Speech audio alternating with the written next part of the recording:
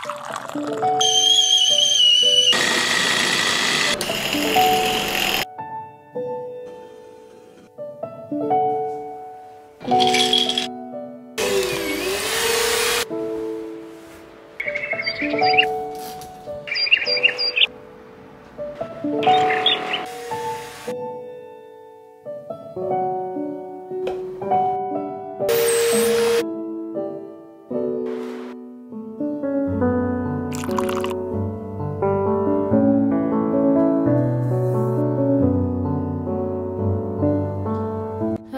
And welcome back. आजचा vlog खूप special असणार आहे कारण मी आजच्या व्लॉगमध्ये दिवाळीसाठीची जी तयारी असते म्हणजेच फेस्टिवलच्या आधीची क्लिनिंग. दिवाळी म्हणजे फक्त एक सण नसतो तर हे एक इमोशन आहे. प्रत्येक मराठी घरात दिवाळी म्हणजे हॅपीनेस, लाईट्स आणि नव्या सुरुवातीचं प्रतीक. आणि म्हणूनच आपण दिवाळीच्या आधी घराची साफसफाई करतो. पण खरं सांगायचं तर ही साफसफाई फक्त घराची नसते तर मनाचीही असते. चला तर मग आजच्या व्लॉग मध्ये बघूया साफसफाई, ऑर्गनायझिंग आणि छान छान रेसिपीज. आणि हो, मी या व्लॉग मध्ये तुमच्यासोबत छान छान क्लिनिंगच्या टिप्सही शेअर करणार आहे, तर त्यासाठी व्लॉग लास्ट पर्यंत न स्किप करता बघा. तर इथे मी स्विच बोर्ड्स क्लीन करते सगळे, आणि इथे मी नेल पेंट रिमूव्हर जे असतं ना त्याने बोर्ड्स क्लीन करते. नेल रिमूव्हरने स्विच बोर्ड्स खूप लवकर आणि छान क्लीन होतात. तुम्ही पण एकदा ही ट्रिक नक्की यूज करून बघा, खूप उपयोगी आहे. नेल पेंट रिमूव्हरने स्विच बोर्ड वरचा जो कलर असतो ना जेव्हा आपण पेंट करते वेळेस थोडा थोडा लागलेला होता तोही निघालेला आहे.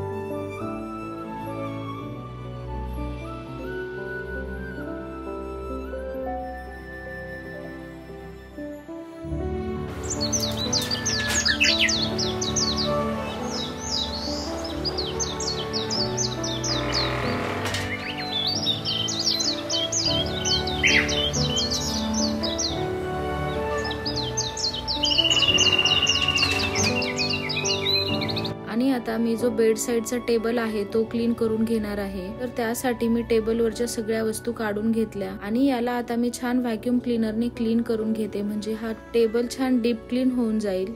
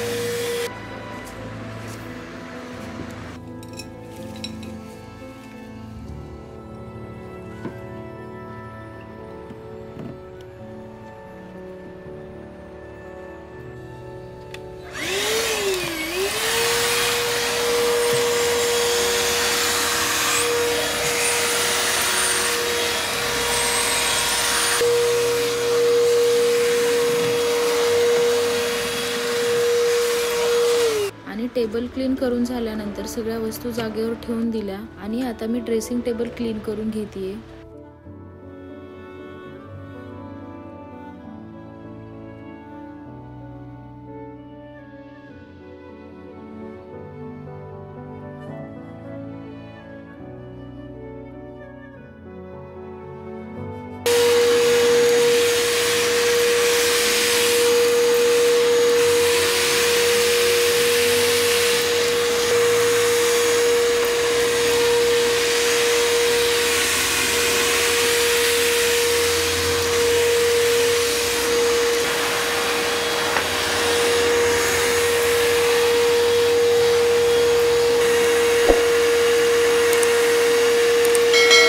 आणि मग डस्टिंग झाल्यानंतर थोडंसं पाणी स्प्रे करून याला छान ओल्या कपड्याने पुसून घेतलं.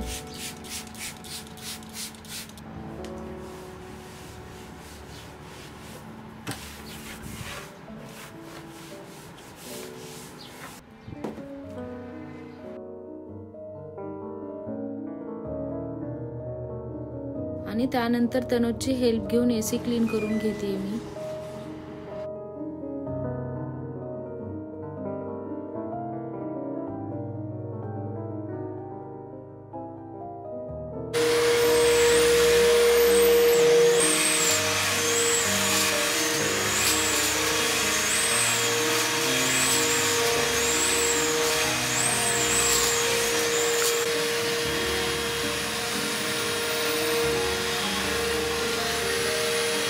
आणि हा लॅम्प जो आहे ना त्याच्यावरती पण भरपूर डस्ट होती, मग तो लॅम्प पण क्लीन करून दिला तनुजने. आणि बेडरूम क्लीन झाल्यानंतर मी गेले किचन मध्ये, कारण मला आज किचनचं पण डीप क्लिनिंग करायचं होतं, म्हणजेच काउंटर टॉपचं क्लिनिंग, चिमणी आणि कॅबिनेट्स पण मी छान वाईप डाऊन करणार आहे. तर मी आज किचनला डीप क्लीन करणार आहे, त्यामुळे मी हा स्प्रे यूज करते, कारण याने खूप छान क्लीन होतं. चिमणी आणि गॅस जवळचे जे कॅबिनेट्स आहेत ना तेही खूप ग्रीझी झालेले. मार्केटमध्ये असे भरपूर टाइप्सचे क्लिनिंग लिक्विड्स मिळतात, ज्याने खूप हेल्प होते किचन डीप क्लीन करण्यासाठी.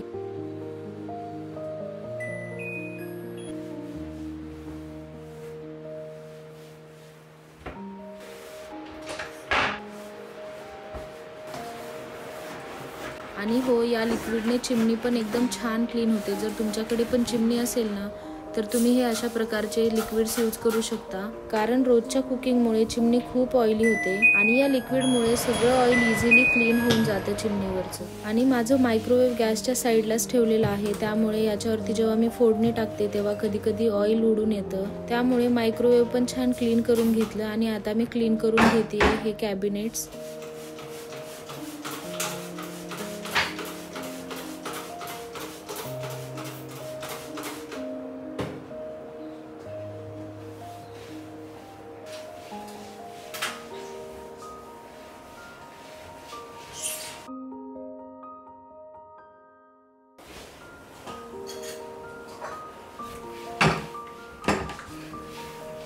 हे गॅसचे बटन्स पण रोज टच करतो आपण, त्यामुळे ते पण थोडे ऑइली होतात, तर तेही मी या लिक्विडने क्लीन करून घेतले.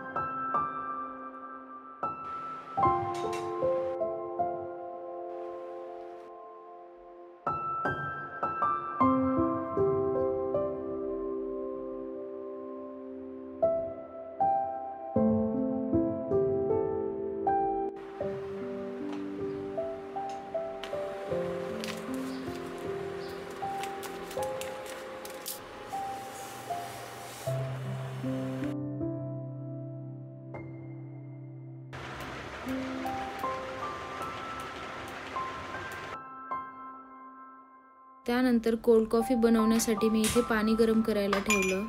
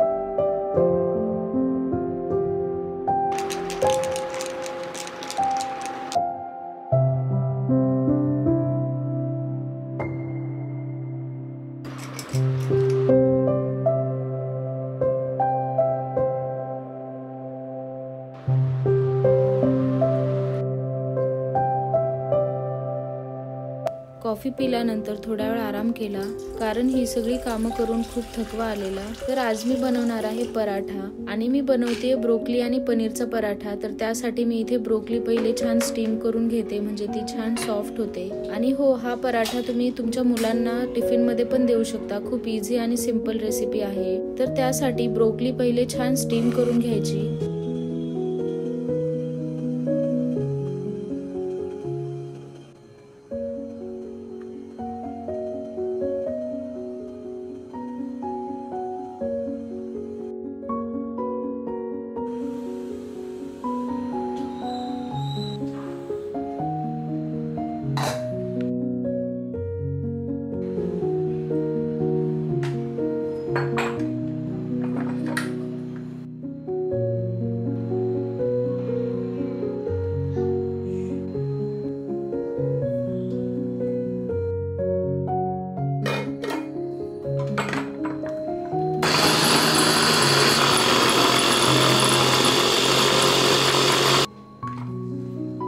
आणि ब्रोकली छान स्टीम झाल्यानंतर त्याला छान चॉपर मध्ये बारीक करून घ्यायचं, म्हणजे आपले पराठे फुटणार नाही।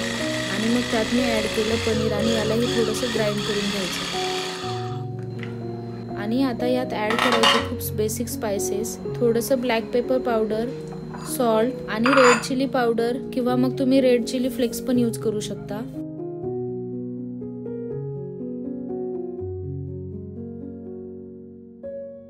आणि त्यानंतर आपण जसे नॉर्मल कुठलेही पराठे लाटतो तसेच याला लाटून घ्यायचं। खूप छान होतात हे पराठे आणि लहान मुलांसाठी तर खूप हेल्दी आहेत। तर आजच्या व्लॉग मध्ये एवढंच।